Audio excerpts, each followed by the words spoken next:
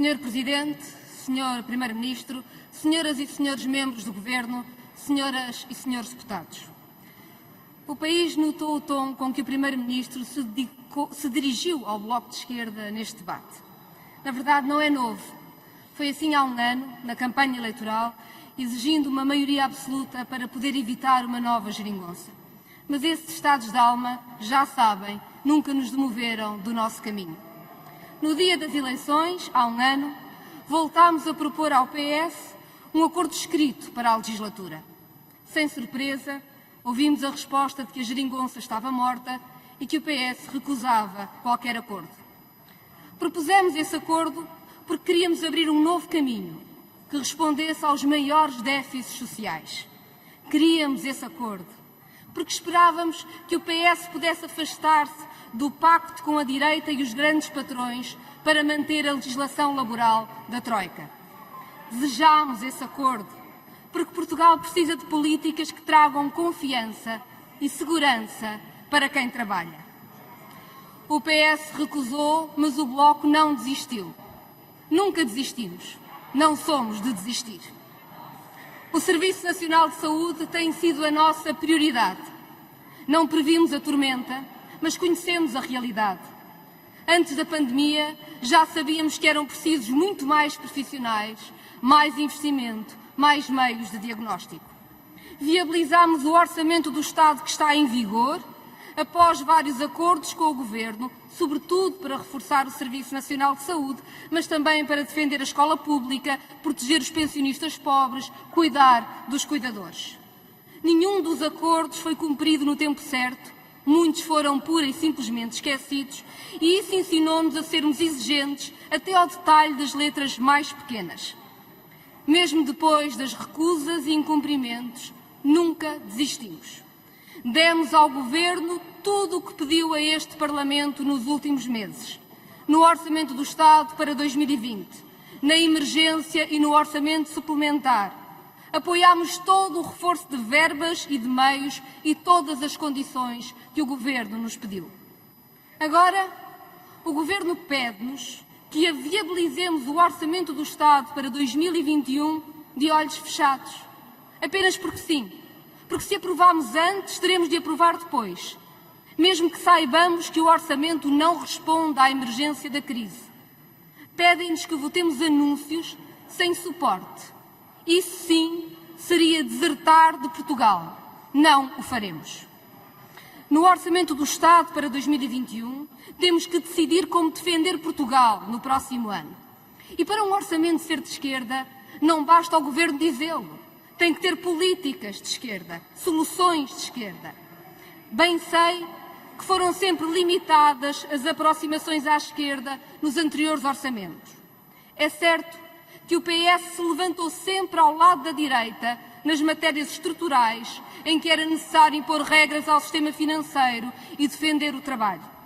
Mas não é menos certo que existiu até hoje um campo de progressão à esquerda, na defesa de rendimentos do trabalho, do respeito pelas pensões e carreiras contributivas, do Estado Social, e orgulhamo-nos desse caminho. Tragicamente, chegados à crise, o Governo deserta até desse estreito campo de entendimento, não podendo escudar-se na Europa, que este ano até suspendeu as regras orçamentais absurdas e que, embora cinicamente, vem recomendando a valorização do trabalho e do salário, o Governo esconde-se na manipulação, na hostilidade, na chantagem. Não responderemos a nada disso, mas respondemos ao país sobre como se protege o nosso povo no meio da tempestade. Respondemos sobre a emergência social e como enfrentar a vaga de despedimentos.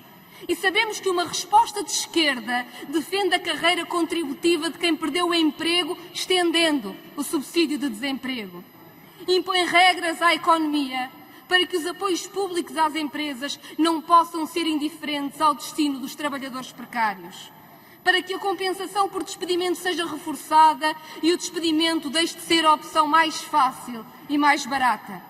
A resposta de esquerda apoia quem está mais desprotegido, com uma proteção desenhada para não deixar ninguém para trás.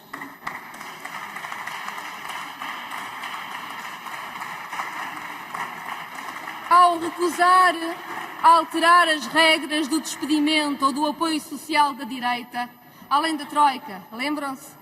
O que o Governo nos diz é que enfrentará esta crise com as leis de 2012 no trabalho e na proteção social. Leis desenhadas precisamente para que os custos da crise recaiam sobre os trabalhadores. A mesma receita não terá outro efeito. Se a recusamos no passado, se tudo fizemos para a enfrentar, se o nosso entendimento até hoje foi sempre para a afastar, como pode agora o Governo pensar sequer que diante de uma nova crise aceitaríamos? Como pode o PS aceitar essa receita? Durante todo este debate, nem por uma vez o Governo ou o Partido Socialista disseram porque se opõem à recuperação do período de concessão do subsídio de desemprego, ou porque acham que é má ideia voltar à compensação por despedimento que aqui defenderam em 2012. Mas o Primeiro-Ministro anunciou que a moratória sobre a caducidade unilateral da contratação coletiva protege milhões de trabalhadores e não ouvimos um argumento para que uma medida que ataca assim o trabalho seja apenas suspensa e não revogada. Senhor Primeiro-Ministro, se não fosse suficientemente grave que a solução do Governo não responda à emergência social, e não é isto de facto quase tudo, também não responde à crise sanitária. No meio da pandemia, o Governo conforma-se com a falta de recursos do Serviço Nacional de Saúde e abandona o caminho construído arduamente para o defender. Com um orçamento em vigor que prevê o aumento dos profissionais no Serviço Nacional de Saúde, verificamos dolorosamente que o SNS tem hoje menos médicos do que tinha em março, quando a pandemia chegou a Portugal. E choca-nos que o Primeiro-Ministro repita sempre, como ontem repetiu, que há mais médicos, quando se abrirmos a página do portal oficial SNS Transparência, se olharmos para os números que o Ministro das Finanças confirmou no Parlamento, aí está a realidade difícil. Há mesmo menos médicos do que no início da pandemia. E o que pergunto é como é que pode um Primeiro-Ministro que ignora a realidade corrigir um problema que acha que não existe? O Bloco apresenta a solução: criar carreiras no SNS com exclusividade, salários decentes e condições exigentes. Isso foi o que propuseram António Arnaud e João Semedo e consta da Lei de Bases de Saúde que construímos em conjunto na passada legislatura. E não, Sra. Ministra Marta Temido, ninguém duvida aqui da sua dedicação no cumprimento das suas responsabilidades. Mas a dedicação plena que está no programa eleitoral do PS e na Lei de Bases não é essa. É mesmo um regime de compensação aos profissionais, esse regime a que agora o Governo se opõe. Propõe-nos que aprovemos um orçamento de promessas com muitos concursos que sabe que vão ficar meios vazios. Propõe-nos remendos quando Portugal precisa de soluções. Não trocamos soluções por anúncios.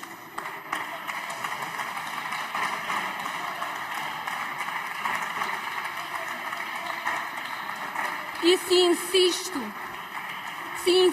na questão do Serviço Nacional de Saúde, é porque fora destas paredes há uma pandemia que está a crescer.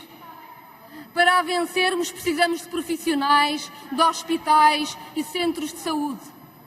Ninguém nega que Portugal terá de mobilizar toda a sua capacidade instalada na saúde, incluindo privada e social, para responder à crise. Dissemos-lo desde o primeiro momento, mas com regras, transparência e, sobretudo, planeamento, para que garanta cuidados hoje e no futuro, para que o Serviço Nacional de Saúde não acabe destruído.